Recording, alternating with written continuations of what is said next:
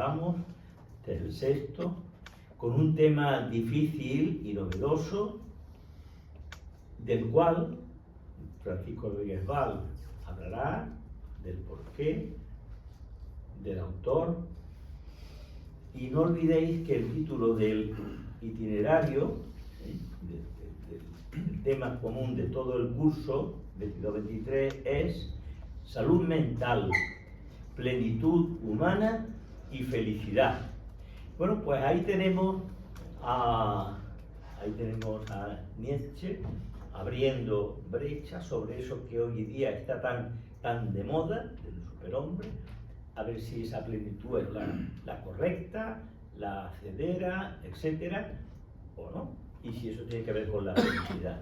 Paco, tú eres el que tienes que entusiasmarnos. Muchas gracias, señor presidente de la Sociedad Andaluza de Medicina Psicosomática, que me ha encargado una tarea muy gozosa, que es presentar al doctor Alejandro Martín Navarro en un tema que es especialmente relevante para el ciclo que estamos teniendo. Ya el doctor Álvarez ha indicado que se llama salud mental, plenitud humana y felicidad. Bueno, y pensando sobre eso, la figura evidentemente de Nietzsche y del superhombre de Nietzsche no puede faltar. Efectivamente va a ser una mirada más filosófica que médica, sin lugar a dudas, pero teniendo en cuenta la influencia que tiene Nietzsche en la sociedad contemporánea, quiero decir que posiblemente sea el autor más citado, posiblemente no el más leído, porque ya, como decía Oscar Wilde, antes pocos escribían los libros y los leían todos, hoy todos escriben libros y nadie los lee. No, pues se lee poco, entonces, pero sí es muy citado, enormemente citado y además aplaudido. De tal manera que la charla de hoy nos va a servir para pensar qué es a lo que aspiran posiblemente una gama de personas que va entre los 20 y los 40 años, que se han formado y están aplaudiendo los pensamientos o lo que han escuchado sobre Nietzsche. En este sentido, no solamente por el tema del itinerario y por la importancia del autor en ciertas cuñas, por utilizar esa terminología de edad de nuestra sociedad occidental, sino también porque tenemos en Sevilla a un auténtico experto en estas líneas, ¿no? Que es el doctor Alejandro Martín Navarro, profesor de la Facultad de Filosofía, que es, a mi parecer, la persona idónea para enfrentarse a esta cuestión. Miren, Nietzsche, aparte de tener un pensamiento que a mi parecer es muy sugerente, tiene una forma de expresarlo que arranca el corazón. Arranca en el sentido de lo lleva consigo, o sea, lo atrae, encanta, es encantador, porque es un buen poeta. Posiblemente no el mejor poeta de lengua alemana, ni mucho menos, pero es un buen poeta. De tal manera que para enfrentarse a Nietzsche hace falta tener dos cualidades. Primero, tener un gran conocimiento de la filosofía y especialmente de la filosofía de esa época. Y segundo, tener una enorme capacidad y sensibilidad poética. En este caso, el doctor Alejandro Martín Navarro une esas dos cualidades. Un dato objetivo: la edición de la mejor editorial de filosofía de España, que es la editorial Tecnos, la edición de la mejor obra de Nietzsche, la obra más importante de Nietzsche, que es Así habló Zaratustra, está hecha por el doctor Alejandro Martín Navarro. Es un punto objetivo. La mejor obra de Nietzsche, en la mejor editorial, está hecha por él. Y le pongo un poco al día, porque no voy a hablar de su currículum, porque lo pueden encontrar en internet, pero le voy a decir solamente dos cosas. Su formación filosófica es muy potente, aparte de un doctorado, justamente sobre temas del siglo XIX, la época de Nietzsche. Y aparte de eso, es posiblemente uno de los poetas más reconocidos en lengua española. En ese sentido no me quedo corto. Quiero decirle que ya le he dado el dato objetivo de la traducción de Zaratustra, puede decir más cosas, pero no voy a decirle más, búsquelas ustedes. Y después es un poeta formado en su juventud en el grupo Númenor y que tiene 4 o 5 poemarios que además no son autoeditados, sino que cada uno ha sido ganador de un certamen internacional. Entre ellos el Cernuda, búsquenlo ustedes, ¿no? Que está al caso, son 4 o 5 premios internacionales que le dan una relevancia como poeta muy poderosa y como filósofo por su formación también. Ambas cosas acaban en Nietzsche. ¿Qué mejor ponente para esta situación? Pues escuchémoslo.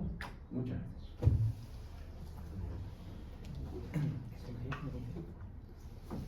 ¿Se le escucha? Porque sí, sí. ¿Así mejor? ¿Sí? Bueno, pues muchísimas gracias Paco, porque siempre es muy generoso conmigo y lo ha sido desde luego en la presentación.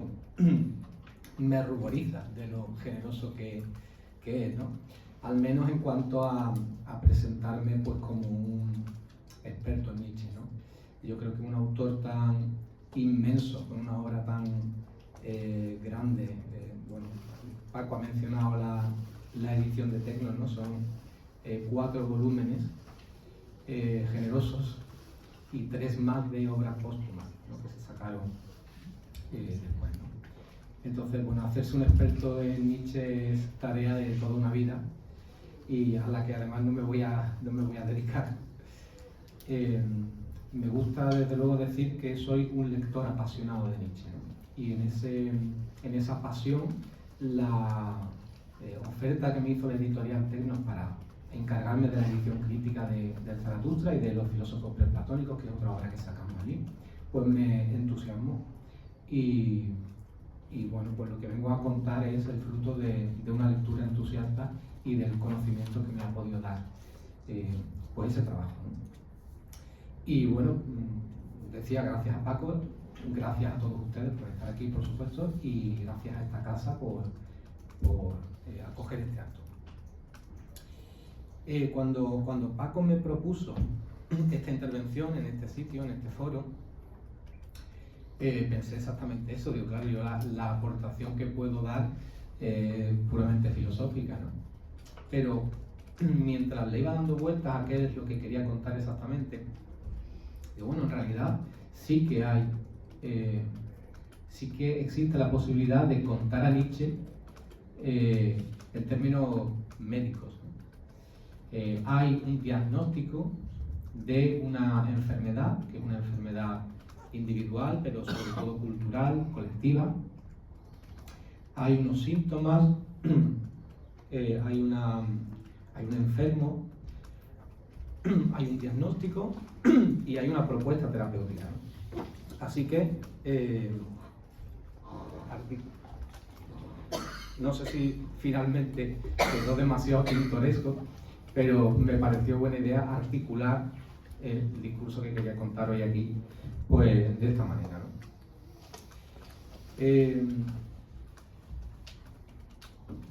Efectivamente, el punto de partida sería la constatación de que la cultura occidental está en crisis, ¿no?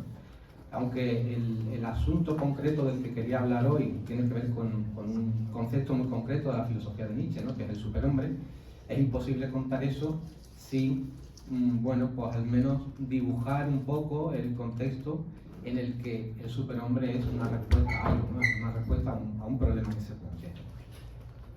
Entonces tenemos por un lado a un enfermo. Ese enfermo, decía, es la cultura occidental. ¿Qué es lo que ve Nietzsche en la cultura que le hace pensar que está enferma. Bueno, pues una serie de acontecimientos, de movimientos, de tendencias que son propias de su época, pero que en realidad nosotros podemos detectar también de alguna manera en la nuestra. Nietzsche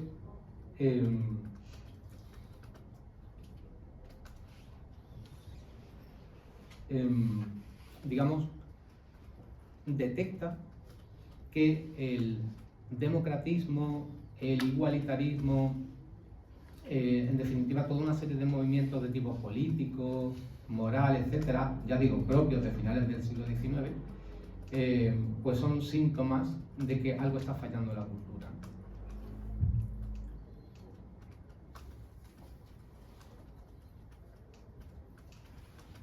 Todos esos movimientos, todas esas tendencias, el socialismo, igualitarismo, democratismo, etcétera, tienen en común una cosa, que es la eliminación de la jerarquía. Claro, uno en principio podría decir, bueno, ¿qué tiene de enfermo, ¿no? ¿O qué tiene de sintomático de una enfermedad el hecho de que, bueno, una cultura defienda pues la igualdad, la justicia, ¿no? La equidad, etcétera, ¿no? Yo creo que lo que Nietzsche detecta es que, claro, un sistema de valores, en definitiva, es un sistema de jerarquización.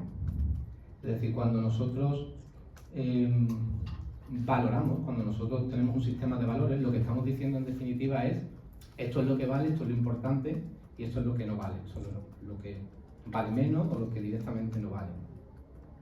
Entonces, cuando una cultura se vuelve, pues eso, antijerárquica, Nietzsche piensa que lo que realmente está ocurriendo es que esa cultura está dejando de valorar, o lo que es lo mismo, a esa cultura le da todo igual. En esa cultura, pues, como dice él literalmente, nada vale nada. He traído una cita de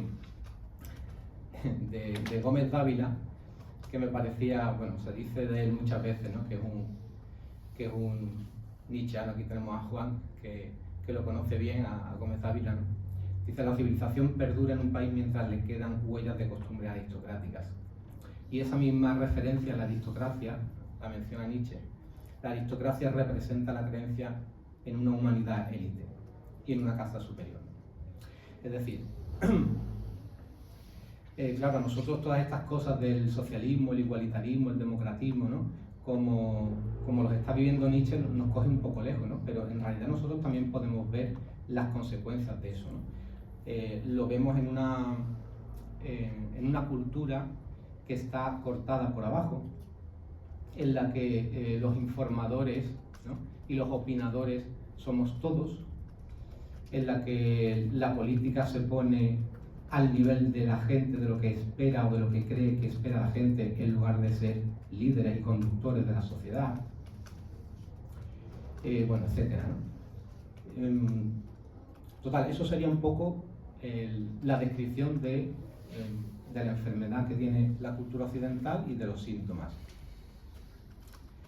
Claro, para explicar qué es lo que le pasa a esa sociedad, cómo ha enfermado de esa manera, hay que buscar el agente patógeno, ¿no?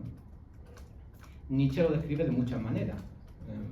A mí me parece que el concepto que mejor lo resume es el concepto de resentimiento. O sea, resentimiento es cómo se puede nombrar al agente que ha contaminado, que ha infectado la cultura.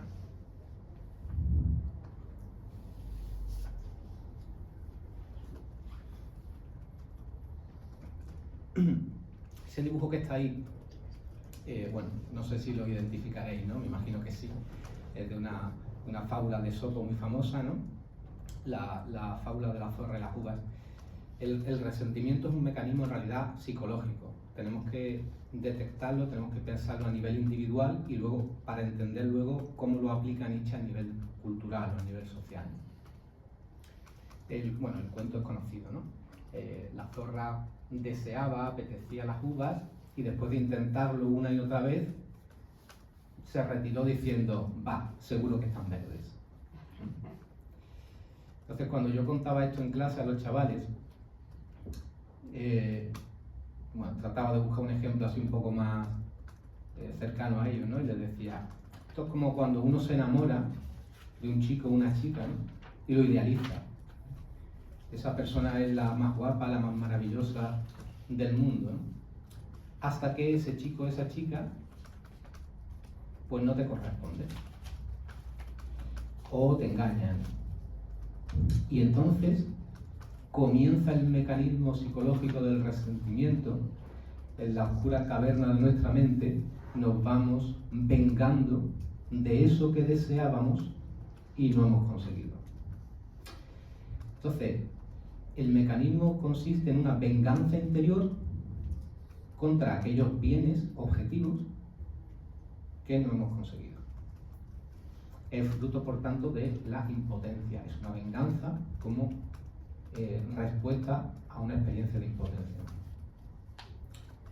Bueno, eso es el mecanismo. Eso es el mecanismo del resentimiento como tal, en general. Max Scheler, que fue un muy lúcido lector de Nietzsche y que dijo algunas cosas que yo creo que son importantes para alejar a Nietzsche de cierta interpretación que también se puede hacer, pues muy relativista, ¿no? Decía, el resentimiento es una autointoxicación psíquica, es una actitud psíquica permanente que surge al reprimir sistemáticamente la descarga de ciertas emociones y afectos, los cuales son en sí normales y pertenecen al fondo de la naturaleza humana. Tiene por consecuencia ciertas propensiones permanentes a determinadas clases de engaños valorativos. Yo creo que esa es la palabra, la expresión importante, ¿no? El engaño valorativo. Y juicios de valor correspondientes.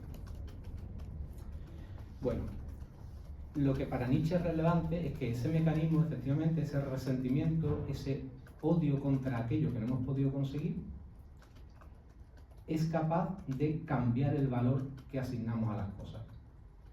Es capaz de reconfigurar, ¿no?, los sistemas de valores. Bien, ¿qué es lo que ocurre? Que en los orígenes de nuestra cultura podemos ver cómo ese resentimiento ha infectado las dos grandes fuentes de nuestra cultura occidental. ¿Cuáles son las dos grandes fuentes de nuestra cultura occidental? Pues Atenas y Jerusalén. La filosofía griega clásica y la moral, subrayo de moral, bueno, religión cristiana. Nietzsche considera que en esos dos ámbitos es donde ocurre la infección del virus del resentimiento. Voy a intentar explicarlo también muy brevemente, porque en realidad todo esto ya digo que es introductorio. En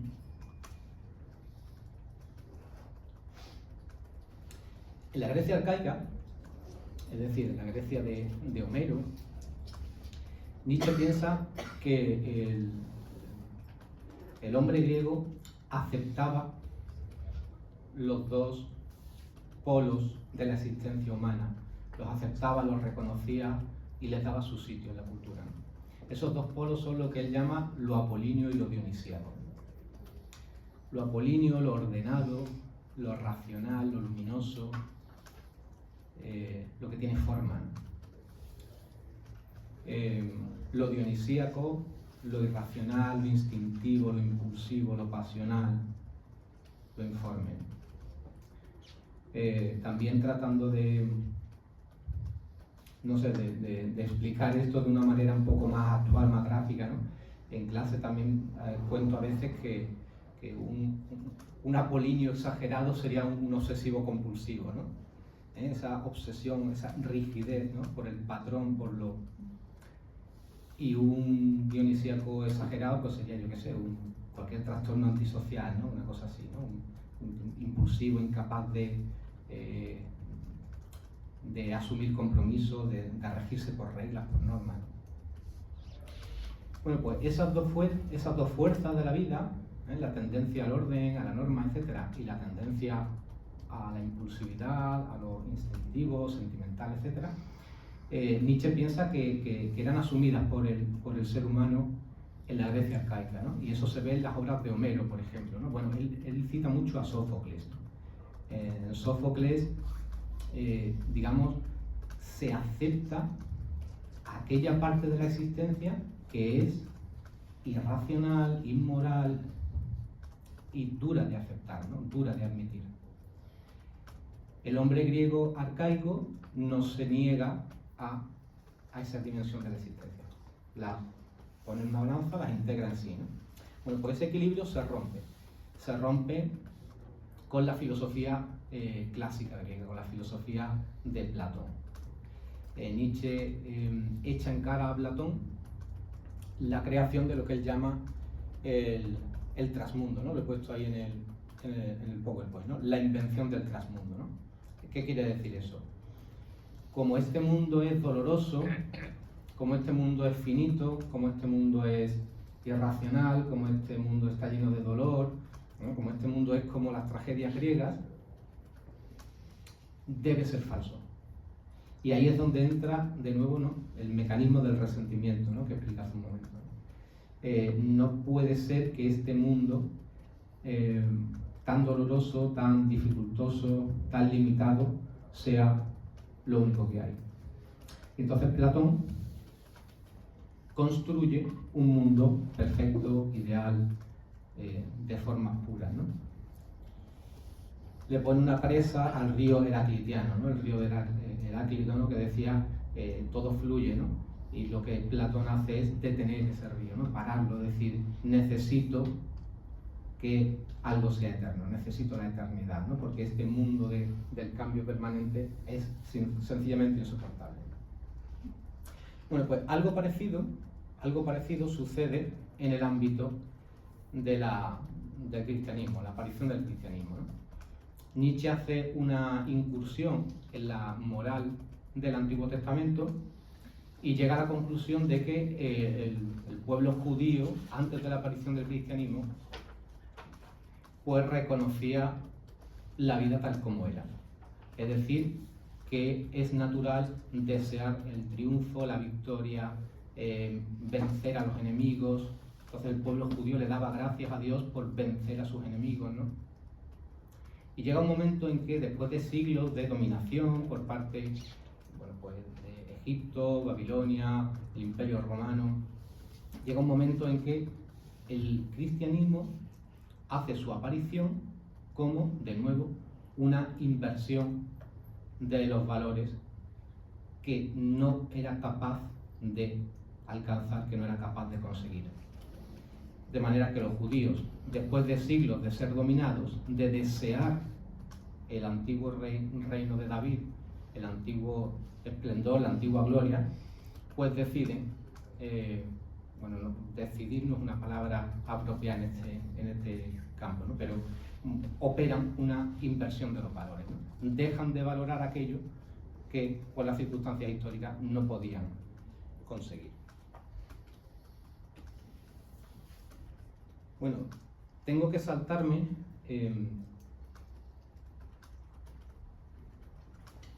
porque eso sería toda la historia de la filosofía. Tengo que saltarme todo lo que ocurre desde ese primer momento del cristianismo y de la filosofía griega clásica hasta el presente, ¿no?, hasta el mundo contemporáneo. Pero podríamos resumirlo de la siguiente manera. ¿Qué han hecho en definitiva el cristianismo y la filosofía platónica para Nietzsche? Pues lo que han hecho es quitarle importancia a esta vida, decir, esta vida no vale nada o no vale tanto como esta otra. Y según Nietzsche, con el paso de los siglos, la filosofía, la ilustración, la ciencia nos han ido haciendo dejar de creer en ese mundo inventado por Platón y por el cristianismo. Es decir, llegamos al presente habiendo perdido la fe que tradicionalmente ha tenido Europa en esas construcciones intelectuales y morales que son la filosofía y que son la religión cristiana. ¿Qué ocurre entonces? Claro, cuando uno pierde la fe, cuando uno pierde el fundamento en el que ha basado pues todos sus valores, toda su esperanza, todo el sentido, ¿no?, de su hacer como individuo y como colectividad, pues uno se queda frente al abismo, ¿no? Entonces, esa experiencia del abismo es la que Nietzsche llama el nihilismo. El nihilismo es la experiencia de la nada, ¿no? Es decir, de haber perdido el fundamento de los valores, el fundamento de todo aquello que hacía, bueno, que le daba sentido a la vida. Esa es la definición que da Nietzsche, bueno, una de las muchas. Dice, nihilismo es que se desvalorizan los más altos valores. Falta la meta, falta la respuesta al porqué. Bueno, con esto ya sí llegaríamos, por fin, ¿no?, al superhombre. Entonces tenemos el diagnóstico que ha hecho Nietzsche, ¿no? El resentimiento ha infectado la cultura occidental. Hemos construido una sociedad y una historia basada en algo irreal, en lo que con el curso de los siglos hemos dejado de creer. Y como el motivo por el que hemos dejado de creer en todo eso es porque todo eso era falso, dice Nietzsche, la solución pasa por enmendar el error. Si hemos desvalorizado la vida, lo que tenemos que hacer es revalorizar la vida. Si el invento intelectual y moral de la filosofía y de la religión nos han llevado a una sociedad sin valores, lo que tenemos que hacer es prescindir de esos inventos y regresar a ese punto originario en la medida en que se pueda, ¿no?, que es el mundo griego arcaico, en el que se aceptaba la vida tal y como es decir, finita, sufriente, dolorosa y única, es decir, sin más allá, sin trascendencia. Bueno, sobre el superhombre como tal,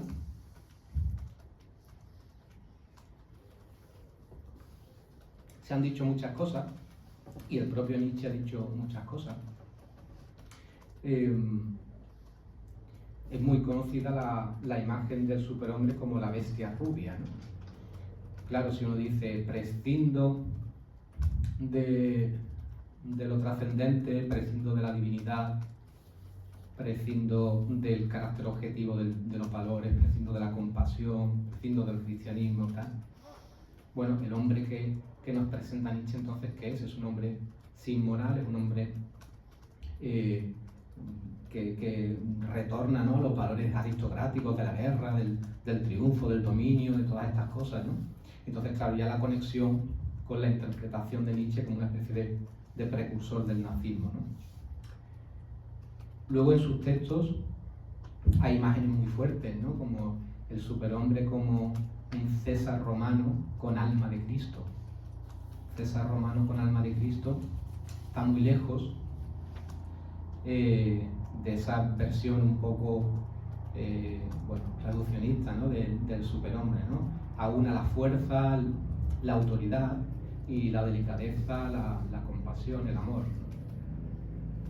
Ahí hay un texto que he sacado de Zaratustra que dice: yo amo a aquel cuya alma está tan llena que se olvida de sí mismo, y todas las cosas están dentro de él. Eso tiene que ver también con una expresión que utiliza Nietzsche, ¿no?, de la voluntad que hace regalos. O sea, el ser humano, cuando se reconcilia con la vida, cuando se reconcilia con su propia fuerza, no se convierte curiosamente en alguien agresivo, violento, explotador, ¿no? Nietzsche piensa que es más bien al revés, que la generosidad, la abundancia, la capacidad de entregarse a los demás procede precisamente de una experiencia de la fuerza, del dominio, ¿no? Y me he acordado muchas veces, no sé si recordarán ustedes, una escena de la película La lista de Schindler, en la que, bueno, el protagonista malvado, ¿no?, el que lleva el campo de concentración, bueno, es descrito como una persona sádica, ¿no? Una persona que se dedica a maltratar y matar a los judíos arbitrariamente en el campo de concentración. Y Schindler lo quiere convencer de alguna manera para que deje de hacer todo eso. Y entonces la estrategia retórica que utiliza es decirle, no sé si lo has pensado, pero lo que hace poderosos a los reyes no es cuando le traen un esclavo y lo ponen a sus pies matarlo, ¿no? Sino que el rey, precisamente porque está por encima, dice, te perdono, y lo perdona. Entonces este personaje se queda con eso en la cabeza, ¿no? Y se dedica, va por el campo de concentración haciéndole así a los judíos, te perdono, ¿no? Los va perdonando. Y al cabo de un tiempo renace en él la persona llena de ira y de resentimiento que es y vuelve a las andadas, ¿no? Pero hay ese momento que me gusta recordarlo, bueno, al hilo de esto, ¿no? De Zaratustra, ¿no? De la imagen que hay allí del superhombre. Luego hay una imagen también muy bonita del superhombre nietzscheano, que la propone Nietzsche también en esta obra, cuando lo compara con un niño. Dice, la humanidad ha sido como un camello, ¿no? Cuenta en uno de los textos. No es de esta obra, es de otra, pero bueno, da igual. Sí, es de aquí, de esta formación. Dice, hemos sido como un camello, ¿no? Nos ha gustado que nos carguen con obligaciones, con moral, con creencias, etc., ¿no? Y la respuesta a eso ha sido la rebelión y la rebeldía, ¿no? Entonces nos transformamos en un león. El león lo que dice, ¿no? Como el adolescente, ¿no? Es yo quiero, ¿no? Frente a la imposición, frente al deber, frente a la tradición recibida, ¿no? Y entonces dice, y solamente falta que el espíritu se transforme en un niño. ¿Qué es lo que hacen los niños? Pues los niños lo que hacen es jugar. Jugar en alemán es spielen, que es jugar, pero es también representar un papel, que es lo que hacen los actores, ¿no? Es tocar un instrumento. O sea, lo que hacen los niños en realidad es ser creativos. Y la creatividad viene de ese reencuentro con el propio sentimiento, con la experiencia de la propia fuerza, ¿no? De la propia capacidad de darse, de la propia capacidad de crear y de producir. Y bueno, no sé en realidad cuánto tiempo llevo, quizá ya está, realmente ya había dejado un último punto así un poco abierto, ¿no? 15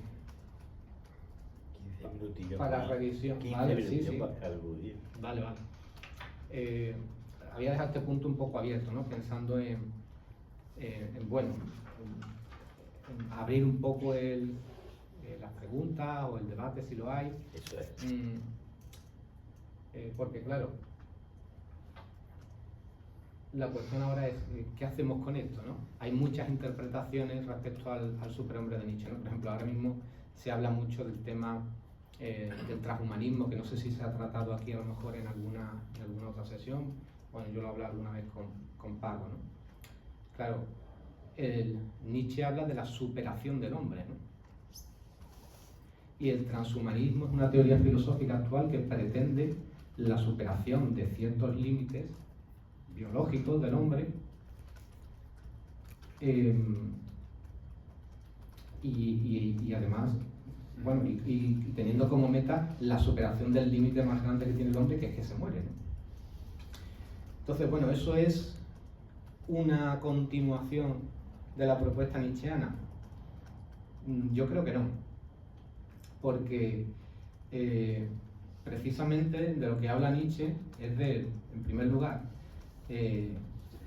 la asunción de la finitud,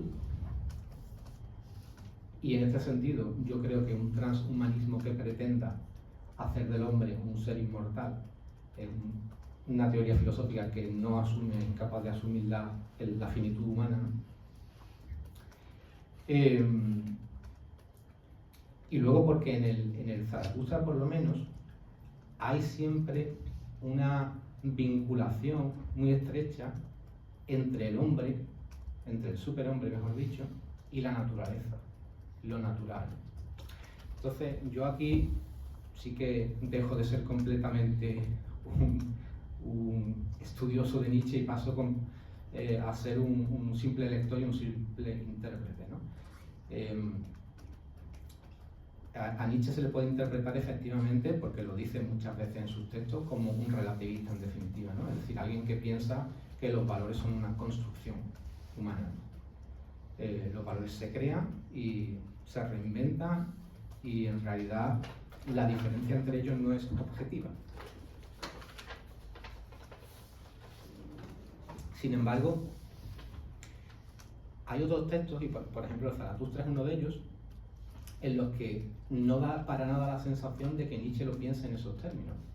Es decir, hay claramente un posicionamiento frente a ciertas maneras de valorar, a ciertos sistemas de valores que Nietzsche considera, por decirlo así, inferiores, o dicho de otra manera, menos cercanos a la realidad.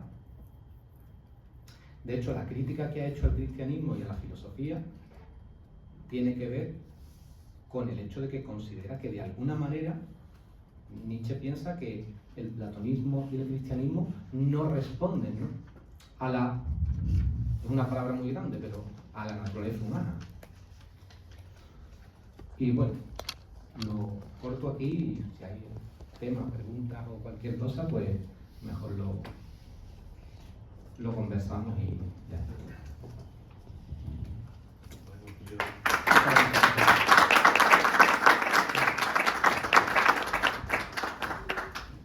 Yo estoy asombrado porque es el conferenciante más parco que ha pasado por aquí en el tema más complejo, de donde nos deja un amplio margen de debate. Como aquí hay muy buenas cabezas y muy buenos expedientes y mucho hombre profundo, yo me alegro, y así también los que no hemos llegado a estos límites podremos oscilar en esas alturas. Paco, ¿tú cómo quieres introducir el asunto? Yo abro turno de palabra y el doctor Arana tiene en primer lugar el uso de ella. Y después el doctor Fran Hinojosa y el doctor Luis Fran Navarro. Juan, cuando quieras. Alejandro, la verdad es que nos ha metido muy rápidamente en mitad de la materia, ¿no? Pero quiero decir, a mí, a pesar de todo, nos has dejado con el superhombre un poquito, vemos cómo empieza el superhombre, pero no ha quedado del todo claro ni cómo acaba, según el propio Nietzsche, ni cómo lo ves tú. Y en ese sentido parece que la referencia que hay, por lo menos falta, es el tema del eterno retorno, ¿no?, que sería en cierto modo digamos, la proyección hacia una eternidad de esa erupción, ¿no?, de esa creatividad que de alguna manera parece que se desvanecería en el vacío y volvería a caer en el nihilismo, ¿no? Ahora bien, a mí me llama la atención un poco el resumen que hace Borges de la doctrina del eterno retorno tal como plantea Nietzsche, ¿no? Porque dice, es una pesadilla mental que se nos propone como ocasión de júbilo, en el sentido de que si la vida es dura, pues proyectada hacia el infinito con el eterno retorno, es decir, si nos duele una vez la muela, nos va a doler siempre, ¿no?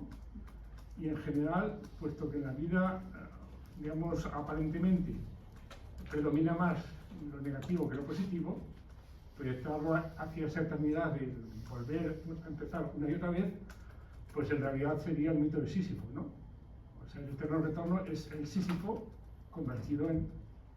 Entonces, ¿crees que eso respondería, o cómo respondería Nietzsche, cómo responderías tú a esa acusación de que el eterno retorno no es la proyección hacia la eternidad de la voluntad de poder del superhombre, sino el convertirlo, ¿no?, en un Sísifo? Bueno, hago un paréntesis porque no doy por sentado que todo el mundo sepa lo que es el eterno retorno. Entonces, bueno, es verdad, me he saltado muchas cosas, he ido pensando en no dejarme nada y en ir rápido, resumir a Nietzsche, y al final me he pasado me he quedado corto de tiempo y al final se me han quedado temas en el tintero, ¿no? A ver, efectivamente, Nietzsche vincula su idea del superhombre con dos ideas más, ¿no? Con la de voluntad de poder, que tampoco la he mencionado o lo he hecho muy de pasada, y la del eterno retorno. La esencia de la vida para Nietzsche es voluntad de poder, dice él, ¿no? Es decir, es voluntad de querer más, de querer ser más, una voluntad creciente, ¿no? No un mero desear, o no un mero desear mantenerse, ¿no?, en la existencia como en Spinoza, sino un deseo de crecimiento, ¿no? Esa voluntad de poder define al superhombre, ¿no? El reencuentro con esa voluntad de poder lo define. Pero claro, Nietzsche necesita dar respuesta a algo que ha perdido la humanidad, que es su vinculación con la eternidad. Nietzsche no le puede ofrecer ahora, como sustituto de un cristianismo y de una filosofía devaluadas, pues simplemente pues una especie de manual de autoayuda, en lo que quedaría reducido el Zaratustra si fuera simplemente pues intenta reconciliarte con los aspectos negativos de la existencia y ser creativo y ser como un niño y tal y cual, ¿no? Entonces ahí es donde entra el asunto del eterno retorno. El eterno retorno en Nietzsche es, por un lado, fruto de su trato con los griegos, ¿no? Esa visión de la naturaleza que era habitual en el mundo griego como una realidad eterna. Y es un concepto que se rompe con el cristianismo, que introduce la idea de creación de la nada, ¿no? Entonces Nietzsche, por un lado, la idea de eterno retorno es una respuesta al cristianismo, ¿no? Es un recuperemos la visión griega de la naturaleza, de la física, como algo eterno, como algo increado. Y por otro lado es también un intento por dar una respuesta a la ausencia de un criterio moral. Entonces, ¿cuál sería el criterio moral por el que debe regirse un ser humano, un superhombre, que se quiere reconciliar con la vida? Pues la respuesta, el criterio moral es: actúa, no, ahora estoy parafraseando a Kant, ¿no? Actúa de tal manera que puedas querer que tu vida, tal y como ha sido, tal y como es, se repitiera eternamente. Y entonces se convierte en un criterio de valoración de la propia existencia, ¿no? Es decir, yo lo que estoy haciendo con mi vida lo estoy queriendo hasta el punto de poder desear que esto vuelva a comenzar. Y entonces tiene un sentido más, pues, eso, moral, ¿no? La idea de eterno retorno. Bueno, no sé si... Esteban.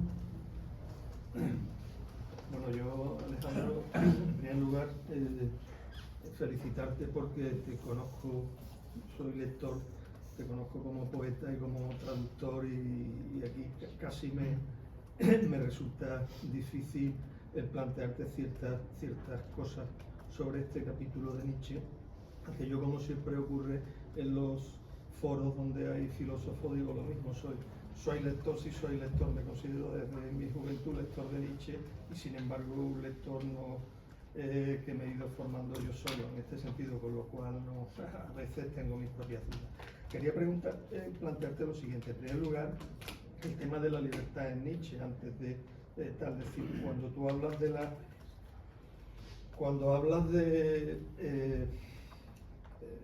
pues del héroe homérico, yo creo que a mí la impresión que siempre he tenido, sobre todo por las primeras obras de juventud de Nietzsche, trata sobre todo del héroe más trágico, ¿no?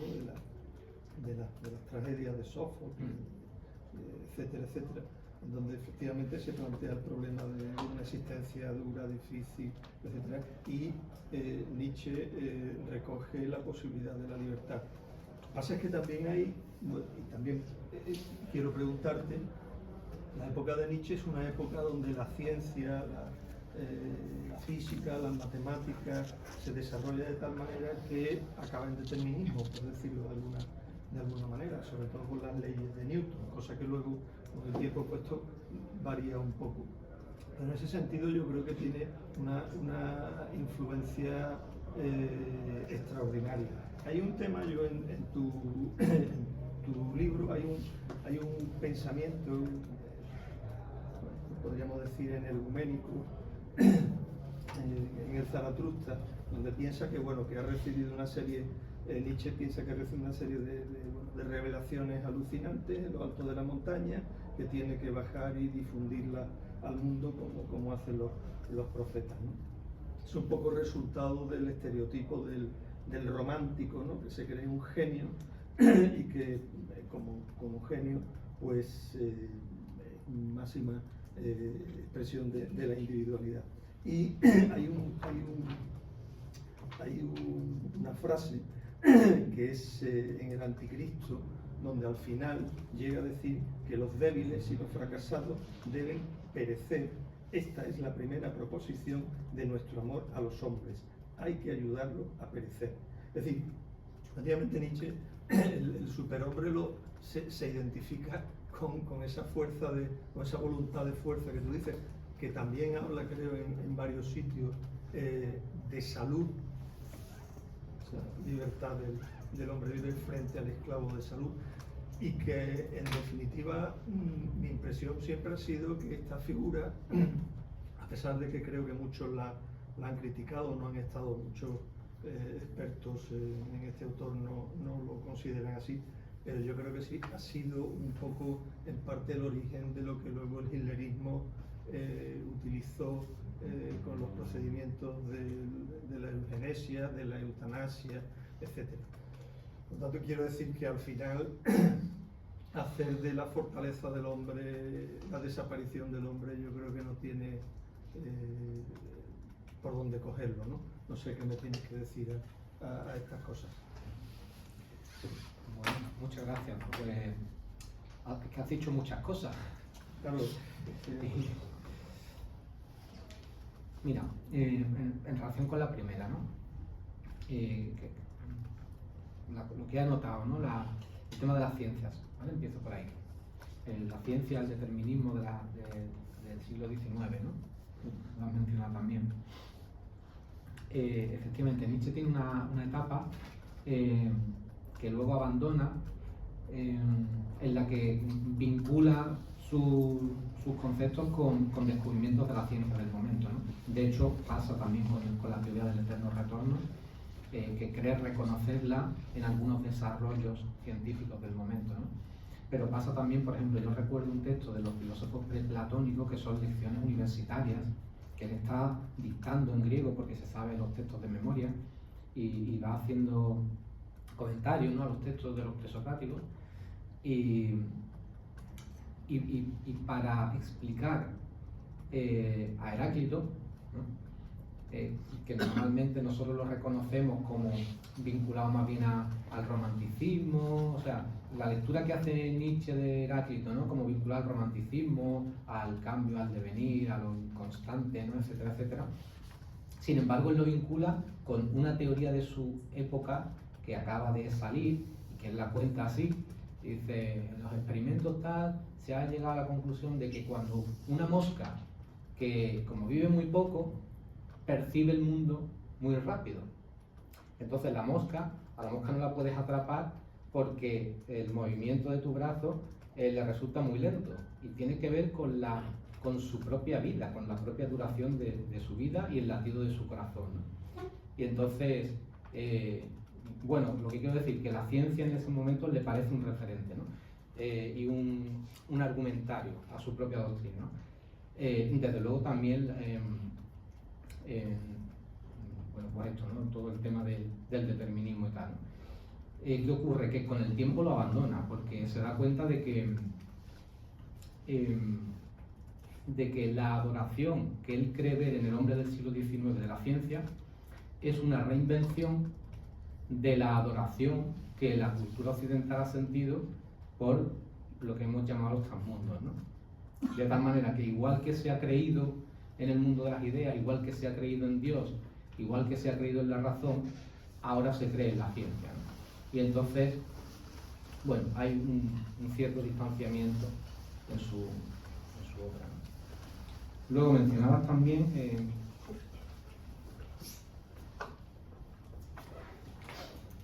la bajada del personaje Zaratustra, ¿no? El inicio del acierto Zaratustra, ¿no? Que baja como un genio romántico, decía Su, ¿no?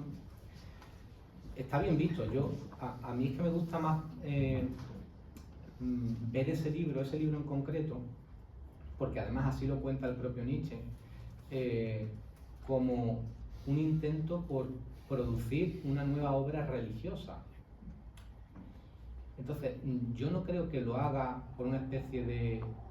que también lo era, ¿no? O sea, Nietzsche también tenía un poco tenía autoestima alta, pero no creo que fuera por... bueno, es una estrategia retórica ni algo literario, ¿no? Sino que realmente él piensa, llega un momento en que se da cuenta de que la respuesta a la religión cristiana pasa por lo religioso. Y en este sentido,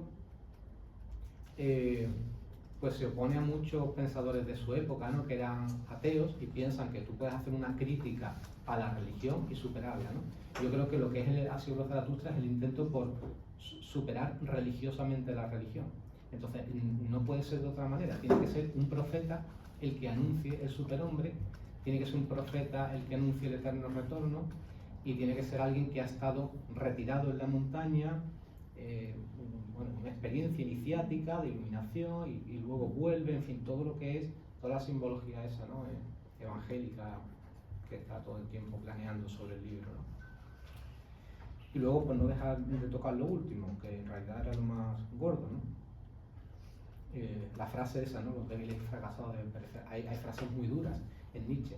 Yo creo que la única forma que hay de salvar eso, y además creo que es justo con Nietzsche, es interpretarlo metafóricamente. ¿Por qué hago eso? ¿O con qué derecho interpreto metafóricamente un tío que dice que lo que hay que hacer con los débiles es ayudarlos a perecer, ¿no? Pues mira, precisamente porque en relación con los judíos, por ejemplo, ya en su momento hay un movimiento antisemita muy fuerte. Y Nietzsche los desprecia. Nietzsche dice, no quiero saber nada de esta gente, ¿no? Cuando yo estoy criticando al judaísmo, cuando yo digo los judíos, yo estoy criticando al judaísmo, pero yo no estoy diciendo que haya que matar a judíos.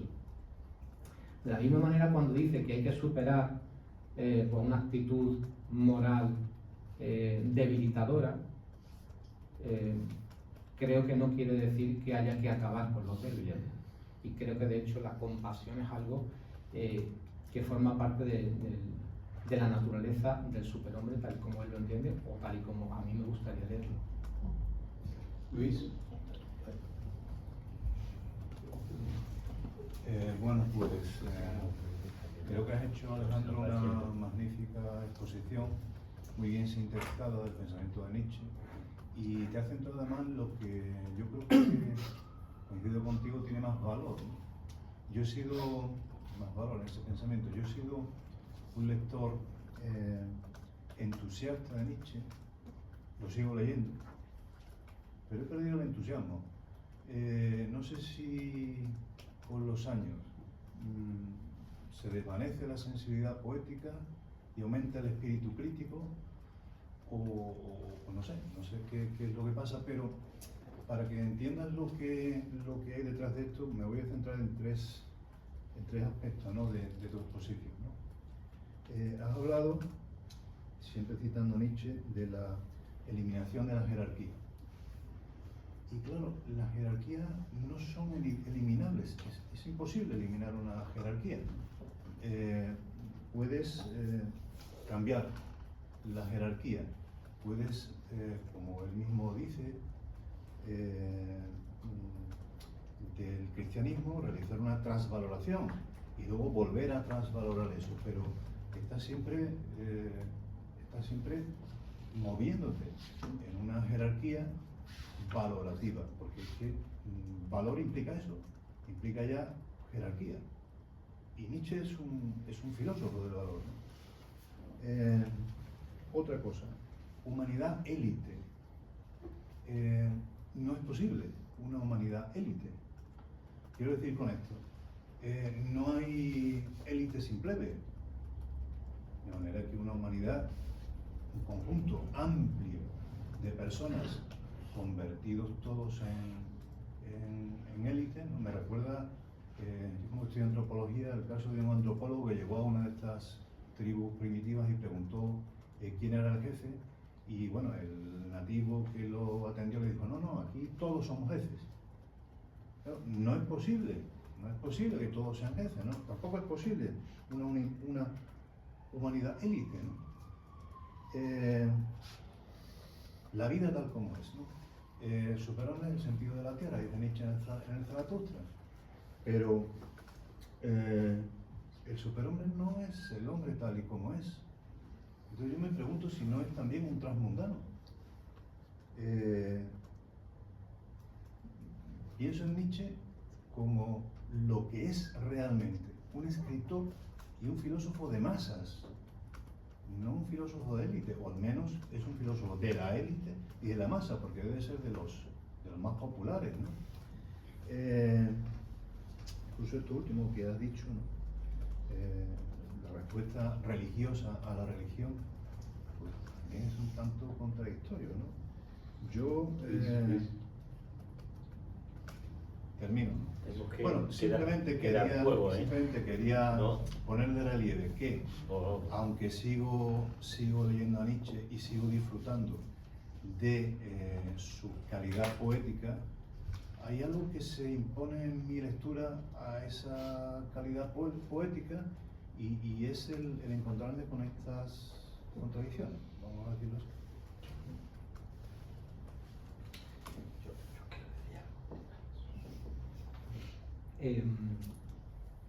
Claro, a ver, yo pienso que eso pasa con todos, ¿no? Es decir, que el hecho de que los autores tienen un periodo en nuestra vida, ¿no? Aparecen en un determinado momento, nos marcan o no, podemos volver al cabo de los años y hacer una lectura nueva, ¿no? Yo por eso también decía antes al principio, yo aprecio mucho la labor de investigación, ¿no? Y la he practicado, pero me interesa menos, ¿no? El saber muy bien todo lo que contaba Nietzsche, que en qué medida yo soy capaz de aprovechar esa lectura para, al final, que es de lo que se trata en la filosofía, ¿no? De la construcción de un discurso en primera persona, ¿no? Y de la asunción de ciertas ideas, de ciertos motivos, ¿no? Entonces, en realidad me quedé antes con Juan sin terminar de responderle, ¿no? Porque me dijo, nos ha hablado mucho del eterno retorno del superhombre y tal, pero sobre todo nos ha hablado de lo que de la lectura que tú haces, ¿no? Y yo sí creo que hay todavía algunas cosas en Nietzsche que me siguen pareciendo, que me siguen dando que pensar y que me siguen pareciendo algo digno de tener en cuenta, ¿no? Por ejemplo, el tema del resentimiento, ¿no? O sea, ¿qué es lo que me está diciendo Nietzsche a mí, lector del siglo XXI, ¿no? Me está diciendo que existe un mecanismo pernicioso en mi mente que tiende a la desvalorización del mundo, ¿no? Y yo creo que eso es interesante también en una época como la nuestra, en la que se está poniendo otra vez de moda la moralina, ¿no? Es decir, la moralidad construida sobre la realidad. Exactamente, ¿no? Es decir, la negación de la realidad de las cosas, porque esa realidad de las cosas pone en cuestión aquello que deseo, ¿no? Y yo creo que es interesante eso, ¿no? Y hacer un análisis de ciertos elementos de nuestra cultura que están construidos claramente sobre el resentimiento, ¿no? Y bueno, luego un montón de cosas más, las que no me quiero enrollar, ¿no? Pero el contacto que hay con la naturaleza en el Zaratustra, ¿no? O sea, el recuerdo de que la naturaleza no está aquí, y eso sí que es también actual, ¿no? No está aquí solamente para objeto de uso y abuso por parte del hombre, ¿no? Sino la naturaleza es un lugar de contemplación, ¿no? Y de piedad, que eso lo hay en el Zaratustra también, ¿no? Me acuerdo de un poeta, José Julio Cabanillas, que decía: yo llevo a mis niños al campo por la noche a que duerman allí para que vean las estrellas, porque los niños tienen que tener una visión del infinito. Pues eso, joder, no es poca cosa, ¿no? Es decir, recordar también eso, ¿no? Que la naturaleza es una maestra, ¿no? Una educadora moral, ¿no? Bueno. Domingo. Bueno, pues también yo te agradezco mucho, Alejandro, la intervención que ha sido pues, muy clara, sobre todo para los que sabemos algo de esto, pues una síntesis verdaderamente extraordinaria. Se ha hablado un poco ya, se ha hecho una pequeña alusión a unas cuestiones que yo quería plantearte y quiero ser muy breve, simplemente por una parte. A ver si podéis abundar un poco, creo, en lo que se desprende del planteamiento de Nietzsche, que se desprende así, que lo manifiesta así, que es el carácter también, cómo la ciencia contribuye a la decadencia, esa decadencia que critica, la ciencia contribuye a ella. Yo entiendo que para Nietzsche sí, no sé si tienes algo tú que añadir o que matizar o que clarificar. Eso por una parte. Por otra parte, efectivamente, yo también pues, he sido y soy lector de Nietzsche desde muy, muy joven, desde adolescente. Cada vez que cojo su obra o abro por alguna parte, te encuentras siempre me reencuentro conmigo de hace muchos años. Entonces quería preguntarte, fíjate, se ha dicho, Paco lo dijo al principio, bueno, la gran popularidad que tiene Nietzsche entre los adolescentes y entre la juventud sigue teniendo, y sin embargo, esta juventud que ha asumido el dogma de la democracia en Nietzsche no puede encontrar efectivamente un respaldo a esa organización democrática claramente desde su punto de vista decadente y enfermiza, ¿no? y enfermante de la comunidad. Y sin embargo, ¿qué pasa? ¿Que más hablan de él que lo estudian y lo leen? ¿O qué crees que tiene Nietzsche que sigue siendo tan tremendamente seductor para cierto grupo universitario quizás de la juventud? ¿No? Pues yo creo que está claro que es la dimensión crítica de su filosofía, ¿no? El filósofo que filosofa a martillazos, ¿no? Como decía el subtítulo, cómo se filosofa con el martillo, ¿no? Es la parte en la que el adolescente ve, yo lo recuerdo perfectamente en las clases en el instituto, en bachillerato, era muy evidente, ¿no? O sea, como era, bueno, sí, te estoy escuchando, esto me interesa más, esto me interesa menos, pero cuando llegas a la crítica a la tradición, es como, esto es lo nuestro, ¿no? Entonces, esa parte de la filosofía de Nietzsche es muy adolescente, ¿no? En el sentido ¿no? del combate, ¿no? contra la tradición. Pero luego es verdad que esa popularización de la filosofía de Nietzsche y eso llevarlo al mundo de la juventud, de la adolescencia y tal, solo se puede hacer en la medida en que se mutile. Porque efectivamente las consecuencias de todo lo que dice Nietzsche no son para nada queridas por la mayoría de esta sociedad y mucho menos por la juventud, ¿no? Es decir, las consecuencias que tienen respecto a, por ejemplo, todo lo que dice en el Zaratustra, ¿no? En donde se revaloriza la castidad, donde se revaloriza desde otro punto de vista, pero hay una revalorización de valores completamente tradicionales. Entonces, bueno. Bueno, yo me siento como si fuera en un animal de carga con un cerón. Entonces aquí lo filosófico ha intentado explicar, abordar todo, y yo creo que así no se puede llegar a entender, bueno, entender no se entiende de ninguna manera, pero de tratar de encontrarse uno hablando con personas, En cuanto a Nietzsche, parto de que yo soy médico, he estudiado muy poquito o nada este asunto, y yo lo que veo es que aquí falta el elemento médico, psicológico, psicopatológico, psiquiátrico, etcétera, para entender esto. Yo esta tarde, empezando, si decía algo al empezar esto, lo que más me viene a la cabeza es el día que Nietzsche lloró. El libro de Joseph de Yalo Irving, y la película, me leí el libro, etcétera, y a mí me cuadra perfectamente para poder entender esto, la figura de Breuer, que es una figura concreta, médico, vienés, era como un psicosomático del momento, para entenderlo.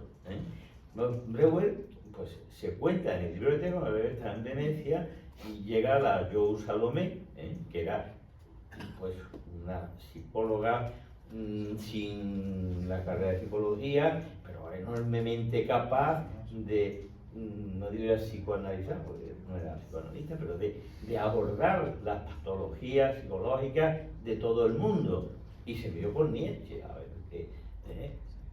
¿qué lo que haya de realidad y de ficción en todo esto, ¿qué hace? Pues se va en busca de Breuer a decirle que vaya a ver a Nietzsche, que se va a morir, que se va a exterminar, autoexterminar. Y dice, ve a verlo, hombre, que venga, que me ha dicho Wagner que esto. Y dice, bueno, pero ¿por qué no va a mi consulta? Porque no quiere. El tío Casero le da la gana. Pero hombre, pero ¿cómo no lo lleváis? Pues es que es imposible. ¿Y qué síntomas tiene? Fíjate los síntomas que tiene. Yo lo he leído esta tarde en el libro con lo que insisto que no es histórico, mucha novelada. Cefaleas, náuseas continuas, está devolviendo con todo lo simbólico que tiene la náusea. Ceguera inminente, que está perdiendo la vista realmente para él, o subjetivamente para él.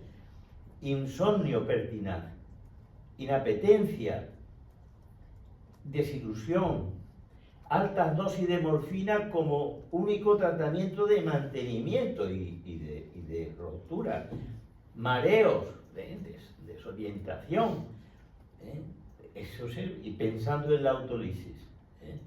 Bueno, pues ese es el Nietzsche que cuando se dice que va Breuer a contárselo a Freud, discípulo suyo, va y se lo cuenta y entre los dos escriben el caso de Ana, de Anao, en el que el prototipo fundamental es la histeria. ¿Y qué es la histeria? Ya me gustaría, si hay tiempo, que Ignacio lo definiera mejor, pero o Nuria, que definir, que se viven unas cosas y que salen como salen, como la carne que se mete en el embutido, el chorizo, y no sale morcón, sale según las circunstancias. Yo creo que eso es irracional y por tanto hay muchas cosas que son irracionales porque son irracionales y no porque... Y ahora también hay un fondo que mueve en ese sentido, pero difícil o absolutamente incomprensible. Apunto simplemente. Luego también hay mucho de una cosa que he aprendido de Paco Lozano, que está ahí al fondo, distraído, pero que es los sesgos. Tú y yo hemos hablado muchas veces de los sesgos, sobre todo atributivo, atencional y perceptivo, de cómo, por ejemplo, en un enamoramiento, se es absolutamente positivo y falso. Y en un desencuentro, como el que vemos tantas veces en una pareja que está rompiéndose, el celo es tremendamente injusto, que asombra la injusticia, pero es lo que se ve por esa deformación. Yo creo que Nietzsche tenía las gafas graduadas, las tenía muy mal. Por ejemplo, como el que yo tengo, la percepción que yo tengo del tiempo, me está diciendo José Ignacio. Muchas gracias. Sí, señor, tengo un cuarto de hora para aprovecharlo muy bien. ¿Qué te parece mi ataque? Bueno, no sabría qué decir, porque a mí me pasa al revés, que yo de medicina no tengo ni idea. Sí, ya, pues estamos aquí. Es verdad que ha sido siempre un tema, ¿no? En la interpretación de Nietzsche, la relación que había entre su locura final y su propio pensamiento, ¿no? Yo tengo mi opinión al respecto. Yo creo que esa relación no es tan grande como se podría pensar, ¿no? Se le puede caricaturizar un poco, ¿no? El eterno retorno, el superhombre, ¿no? Total, que se le fue la cabeza y acabó como acabó, ¿no? Parece ser que la enfermedad mental de Nietzsche estuvo relacionado con algo más... Una infección, Con de algo tipo lírico. luético, con una sífilis, exactamente, por tanto una demencia. Sí, de todas formas yo creo que es muy interesante todo el tema este de los psicopatológicos en Nietzsche, ya más allá de esta relación, ¿no? Porque él se ve a sí mismo como un psicólogo, o sea, él dice, él cree que las tiene muy bien graduadas las gafas y dice, mi fino olfato de psicólogo tal, él habla de sí mismo como alguien con mucha capacidad de observación psicológica, ¿no? Y hay muchos personajes del Zaratustra que son en realidad psicopatologías, son personajes, ¿no?, que representan rasgos psicopatológicos, ¿no? Y eso es un tema que sería muy interesante desarrollar y que no lo está dando. Bueno, me autodoy la palabra, faltan dos más, porque ya yo estaba ya escrito aquí, o sea, no que me salte el turno, ¿no? Quería insistir un momento en el tema de por qué a los adolescentes, por qué a los jóvenes en general les gusta apasionadamente Nietzsche, ¿no? Y quería consultarte a ver cuál es tu opinión como experto en este autor, ¿no? Efectivamente, Nietzsche lo que transmite, o lo que la juventud piensa en Nietzsche, es una especie de amor infinito hacia la vida. Y el joven entiende por vida, pues, la vida, no la vida buena, sino la buena vida. O sea, hablar por Nietzsche y la vida es el eterno placer, es el eterno borrachera, es el eterno... Pero es que eso es lo que hacía el joven, y eso por aquí quiero hacer una crítica a lo que te parece a ti, Alejandro. Quiero decir, eso está bien visto por el joven, pero cuando Nietzsche dice amar la vida, lo dice en el sentido de intergeneracional. Es decir, ama el placer, que te lleva a decir, quiero que esto se produzca para siempre, el eterno retorno. Pero al mismo tiempo, amar la vida significa amar el momento de la muerte de tu padre, o amar el momento del máximo dolor. Y el retorno significa amar la vida en esos dobles sentidos. Si quieres gozar como siempre, también tienes que admitir sufrir como siempre. En este sentido, a mí me parece, y esa es la crítica que quiero realizar, a ver qué te parece, que la filosofía de Nietzsche es una filosofía para gente joven, la filosofía de la juventud, una filosofía para gente fuerte. Pero es que la vida no es solamente la fuerza, la vida es también la decadencia. La vida también es decir que no puedo. La vida es decir, saber cuándo cuidar, cuando uno es fuerte, y otra cosa que cuesta mucho, que es lo que más, dejarse cuidar cuando uno está malo. Y eso Nietzsche me parece a mí que no lo ve, o al menos no lo ve la juventud que lea Nietzsche. A ver, ¿tú crees que Nietzsche es un filósofo de la juventud y que un filósofo mucho más allá, y que habría que leer más a Nietzsche y escuchar menos ese punto joven que suele transmitir las frases de Nietzsche que se suele escuchar fuera de contexto? Claro, efectivamente, ¿no? Decíamos antes lo de los adolescentes, ¿no? Cuando les daban clases y les fascinaba la parte crítica, decía yo antes, ¿no? Pero es verdad que también les fascina el momento dionisíaco, ¿no? El momento dionisíaco, además, identificado, pues eso, con lo celebrativo, festivo, impulsivo, ¿no? Lo sentimental también, que estábamos hablando ayer, que está muy de moda, ¿no? Lo emocional, ¿no? Frente a la razón, frente a la norma y todo ese tipo de cosas, ¿no? Luego está el tema del poder, ¿no? De la experiencia del poder, ¿no? Que habría que pensarlo con mucha atención, ¿no? Para ver qué es exactamente experimentar el poder, ¿no? Experimentar la propia fuerza, ¿no? ¿Es simplemente experimentar la capacidad de hacer cosas, o es también efectivamente poder aceptar una incapacidad o una impotencia, ¿no? Decías el ejemplo de la muerte, ¿no? Hago un paréntesis con una anécdota, ¿no? Unos amigos me contaban en cierta ocasión, estaban en un grupo religioso, y entonces alguien de los feligreses salió a dar las gracias, a dar la acción de gracia, y dijo, le doy las gracias a Dios por llevarse a nuestro hijo, que murió de cáncer. Claro, estuvimos hablando de eso, ¿no? Digo, joder, qué duro esto, ¿no? O sea, por un lado, intentas entender el sentido, ¿no? Desde el punto de vista de quien quiere sentirse agradecido, sea Dios o sea la vida, por algo que sucede, ¿no? Pero por otro lado, había algo perverso en la manera de decirlo.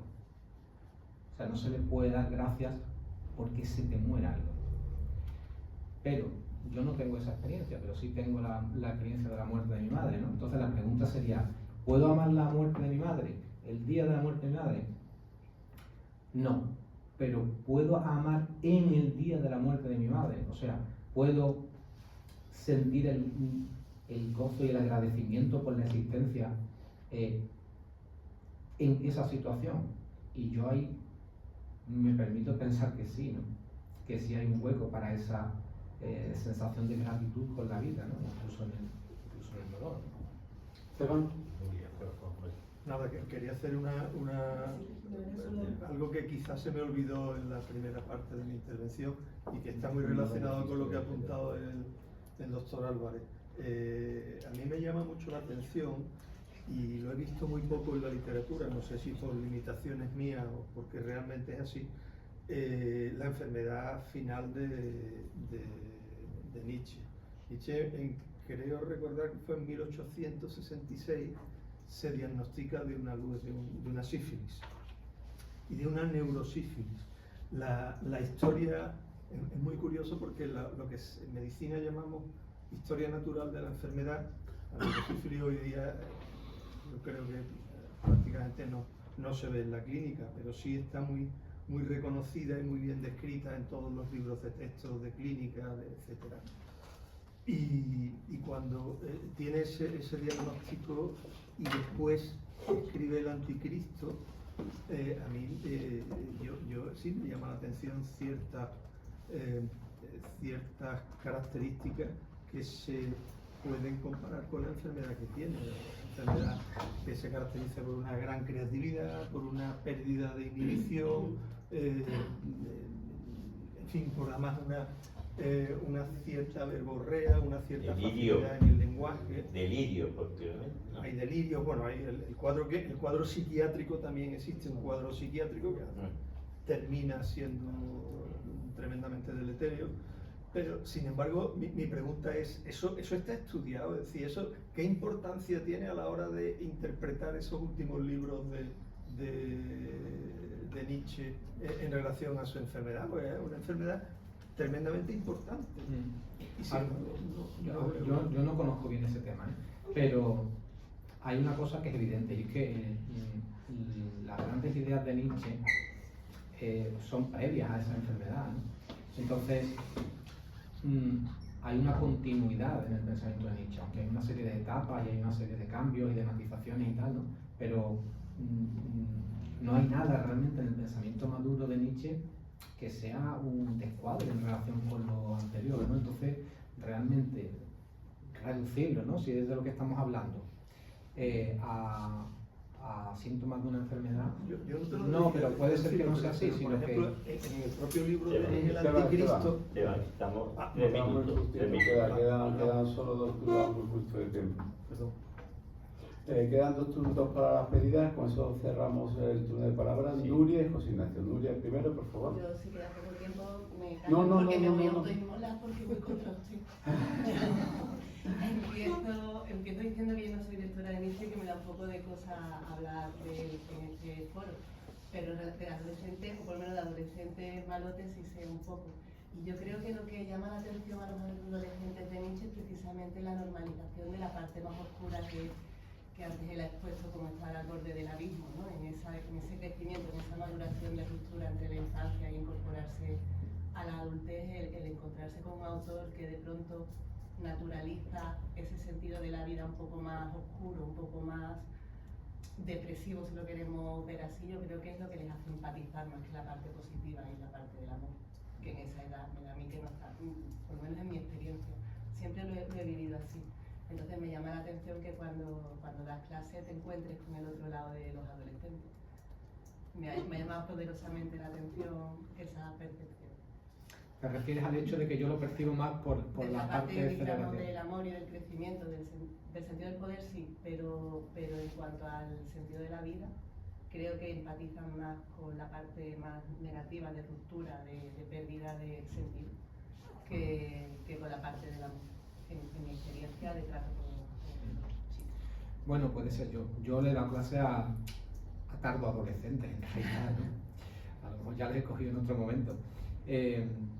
Pero sí, puede ser. Yo creo que en general todo lo que tiene que ver con lo emocional, y en realidad es algo que se ve yo he impartido también la asignatura de psicología porque estaba dentro del área de filosofía, y todo el tema de las emociones y todo el tema de la expresión de los sentimientos y tal les fascina, ¿no? Es lo que están deseando. Entonces creo que por ahí por donde puede ser. Pero Nietzsche, yo creo que son emociones más vinculadas a periodos de crisis, no a periodos, dijéramos, de estabilidad.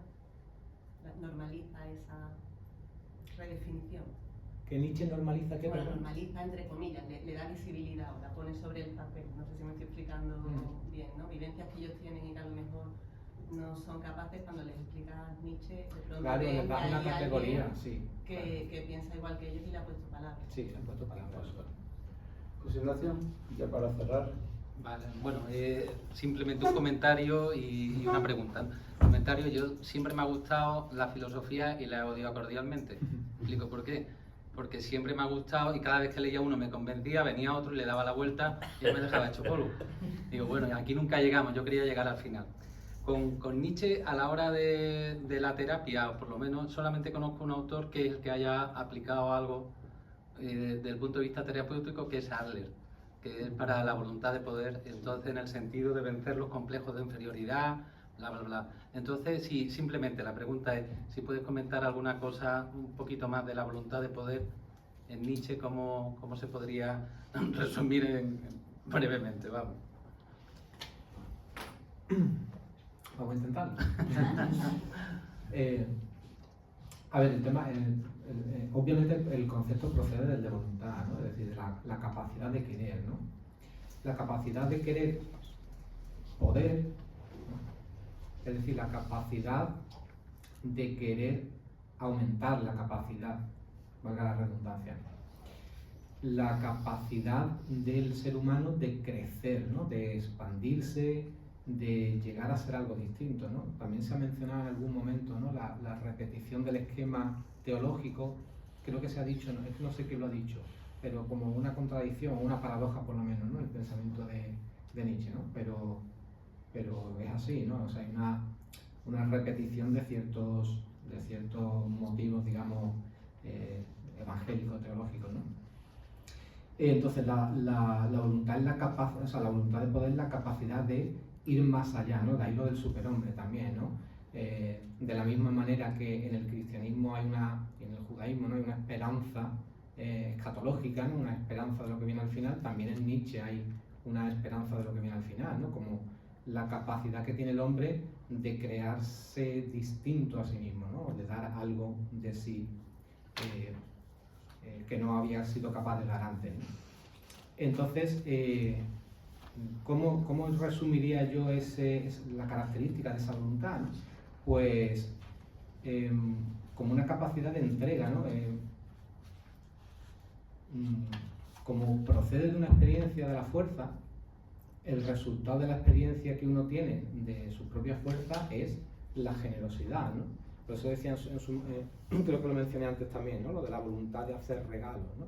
Es una voluntad que es capaz también de entregarse a sí misma, ¿no? En el Zaratustra aparece la idea del propio personaje Zaratustra como aquel que vive simplemente como anunciador, ¿no? de lo que va a traer el superhombre, ¿no? Es decir, que él mismo, entre comillas, sacrifica su vida, ¿no? Por aquello que considera que es valioso para la humanidad, ¿no? Así que, bueno. Doctor Álvarez, cierra usted la sesión. Bueno, yo creo que hemos subido hasta las estrellas como los niños que citaba el poeta, y creo que hemos sentido muy satisfechos a los que aquí estamos. Creo que se podría haber hablado mucho más, fíjate lo que podría decir José Ángel y otros muchos que no llego a conocer, Concha, etcétera, al respecto de Concha hablando de los adolescentes y Zaratustra, día tras día en el Instituto de los Palacios y en los demás. Bueno, pues muchas gracias, ha sido un placer, Salvador, me alegro mucho de conocerte y en todo esto, y muchas gracias en nombre de la sociedad, Colegio Médico y y los filósofos que te lo den ellos. Pues igualmente, muchas gracias.